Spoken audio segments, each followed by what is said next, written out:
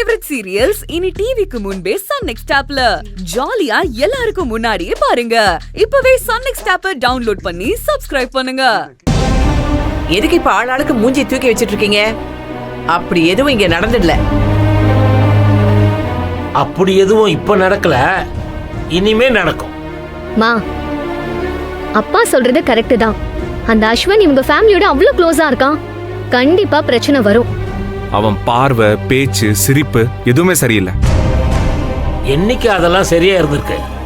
ஆஹா, இது சரிப்பட்டு வராது. சரிப்பட்டு வராதுன்னா புரியல. மேகனாவும் அஸ்வினும் சின்ன வயசுல இருந்து ஃப்ரெண்டா. அவளை பத்தி அஸ்வினுக்கு நல்லா தெரிஞ்சிருக்கும். அவளை வச்சு நம்ம வீட்டுல என்ன பிரச்சனை கொண்டு வர்றது தான் பாப்பான். கல்யாணத்துக்கு அப்புறம் மேகனா கதிர்னு புருஷனுக்காக யோசிப்பாளா இல்ல ஃப்ரெண்டுன்னு அஸ்வினுக்காக யோசிப்பாளா? இவளாலதான் அந்த அஸ்வின் பிரச்சனை பண்றான். இப்ப மேகனாவால அது சரியானா வேணான் இருக்கா?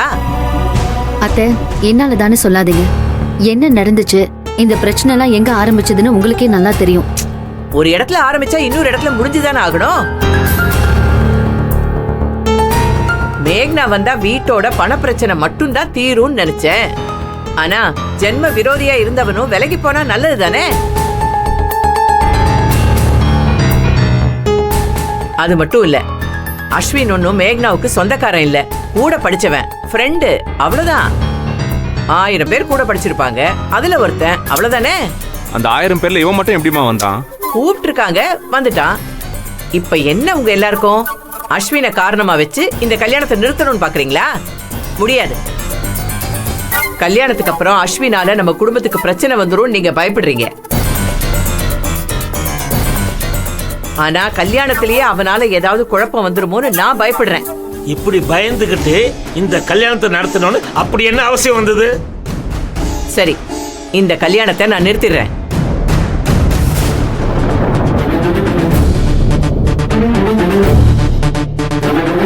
இதே மாதிரி வேற ஒரு நல்ல சம்பந்தத்தை உங்களால கொண்டு வர முடியுமா?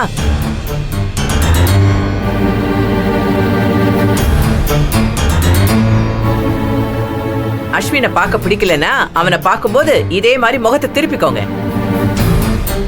அவன் கல்யாணத்தை நிறுத்திடக்கூடாதுன்னு நான் யோசிச்சா அவனையே காரணமா வச்சு நீங்க எல்லாரும் கல்யாணத்தை நிறுத்த பாக்குறீங்களா?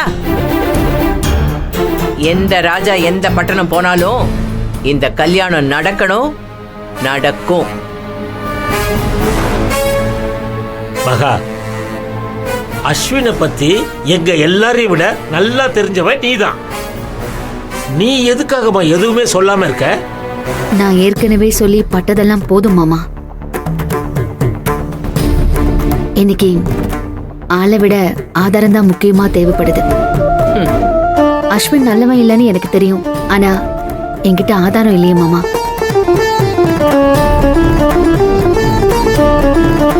அதனால என்ன முடிவெடுக்கணுமோ அது அத்தையும் எடுக்கட்டும்.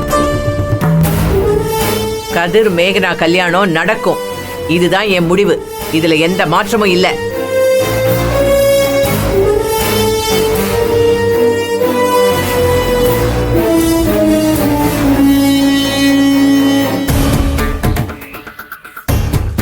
எல்லாமே அத்தை முடிவுன்னு இங்க நல்லவ மாதிரி பேசிட்டு அங்க போய் அஸ்வின் கிட்ட தேவையில்லாத பிரச்சனை எதுவும் பண்ணக்கூடாது. அவன் இருக்கிற திசை பக்கம் கூட நீ போக கூடாது.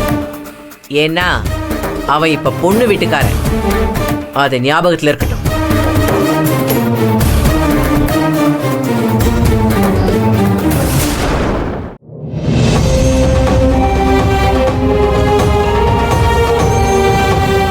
என்ன அகிலா, ஏன் ரொம்ப அமைதியா வர? இவளை நம்ப முடியாதுடி. படிச்சதெல்லாம் மனசுக்குள்ளே ரிவைஸ் பண்ணிட்டு வருவா. அப்படிதானே அகிலா? நீ வேற, நான் ஒண்ணுமே படிக்கலடி. அடியே, உன்ன மாதிரி எத்தனை பேரை பார்த்துருக்கோம்.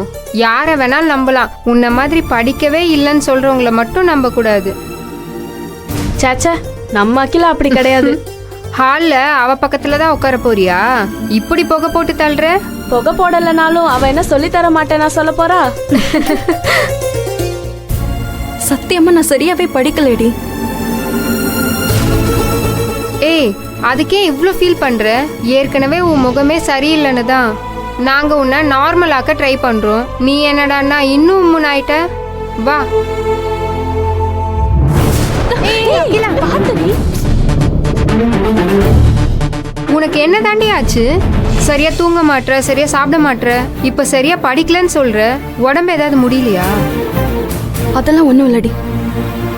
மகா அக்கா கிட்ட பேசுனியா? இல்லனா பேசிரு, அப்பதான் நீ சரியாவ. கரெக்ட் தான், இங்கே பேசிடு.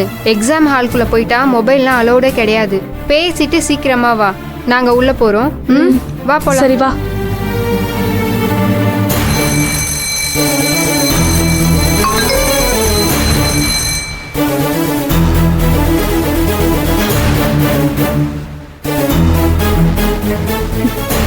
என்ன ஏதோ மெசேஜ் வந்திருக்கு.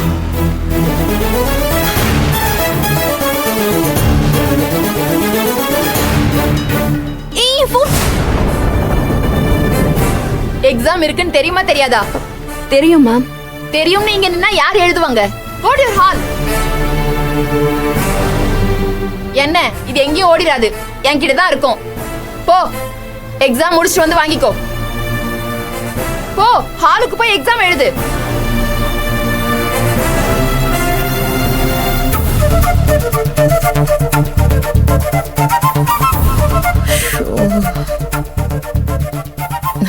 எதுக்கு மேடம் இங்க இருந்துகிட்டு எத்தனை மிஸ் கால் கொடுக்குறீங்க? அப்புறம் எல்லாரும் முன்னாடி உன்கிட்ட வந்து ஹாய் ஹலோ அஸ்வின்னு பேச சொல்றியா? இப்படி தனியா கூப்பிட்டு பேசுற அளவுக்கு என்ன அவசரம்னு கேட்டேன். இதெல்லாம் நீ தெரிஞ்சுதான் சரியா இல்ல தெரியாம சரியா? நிஜமா எனக்கு புரியல அஸ்வின். எனக்கு கூட தான் நீங்க என்ன பேசுறீங்கன்னு புரியல. அஸ்வின், என் பொறுமையை ரொம்ப சோதிக்கிற. மேக்னா குடும்பத்துக்கும் உனக்கும் சம்பந்தம் இருக்குன்னு தெரிய வேண்டாம் தானே இந்த ஏற்பாடையே நம்ம புரோக்கர் வச்சு பண்ணோம். இப்போ எதுக்கு எங்க முன்னாடி வந்து நிக்கிற? உன்னை பார்த்ததும் இந்த சம்பந்தமே வேண்டான்னு எங்க வீட்டுல பேசிட்டு இருக்காங்க. ஐயோ. ஆனா ஒன்னும் பிரச்சனை இல்ல, அம்மா ரொம்ப ஸ்ட்ராங்கா இருக்காங்க. அப்புறம் இவ்வளவு டென்ஷன்? வந்த இடத்துல எந்த பிரச்சனையும் வேண்டான்னு எல்லாரும் விட்டுட்டாங்க. வீட்டுக்கு போய் ஏதாவது சொல்லி அம்மா மனசை மாத்திட்டாங்கன்னா? என்ன மேடம், நீங்க இருக்கும்போது இன்னொருத்தர் அதை செஞ்சிட முடியுமா? என்னது? அதான் மேடம், இந்த மாதிரி அம்மா மனசை கலைக்க நீங்க விட்டுருவீங்களான்னு சொன்னேன். இதெல்லாம் நல்லா வக்கனையா பேசு. எதுக்கு நீங்க வந்தேன்னு கேட்டேன், அதுக்கு நீ இன்னும் பதில் சொல்லவே இல்ல. மேக்னாவோட அப்பா அம்மா பயப்படுறாங்க, மகாவை நினைச்சு ரொம்ப பயப்படுறாங்க, அதனாலதான் வந்தேன். மகா ஏற்கனவே மேக்னா மேல தேவையில்லாத பழியெல்லாம் போட்டுக்கிட்டு இருக்காங்க. இந்த நிச்சயத்திலையும் இந்த மாதிரி ஏதாவது நடந்துருச்சுன்னா குடும்ப கௌரவம் போயிடும்னு ரொம்ப டென்ஷனா இருக்காங்க. நீ ஏற்பாடு பண்ண சம்பந்தம் தானே, நீ வந்தே அவனு பிடிவாதமா சொல்லிட்டாங்க. அவங்க சொன்ன மாதிரி மகாவை சமாளிக்க நான் இங்க இருக்கிறது நல்லதுன்னு தான் எனக்கும் தோணுச்சு, அதான் வந்தேன். நீ வந்ததுதான் பிரச்சனைன்னு ஆரம்பிச்சிட்டா. சமாளிக்கிறதுக்குள்ள உயிர் போயிட்டு வந்துருச்சு. சரி, இப்ப எதுவும் பிரச்சனை இல்லைல்ல? இங்க ஒண்ணும் இல்ல. ஆனா அவளும் எந்த பிரச்சனையும் இல்லாம இருக்காளே. நீ சொன்னதை செஞ்சியா? சொல்லு. அதெல்லாம் கிளீனா முடிச்சாச்சுமா, போட்டோவே அனுப்பிச்சாச்சு. போட்டோ அனுப்புனியா? அத அவ பாத்திருந்தா மகா கூட இந்நேரம் இவ்வளவு நிதானமா இங்க நின்னு பாத்திருக்க மாட்டாளே. நீ அனுப்புன போட்டோவை அவ பாத்துட்டாளான்னு செக் பண்ணு.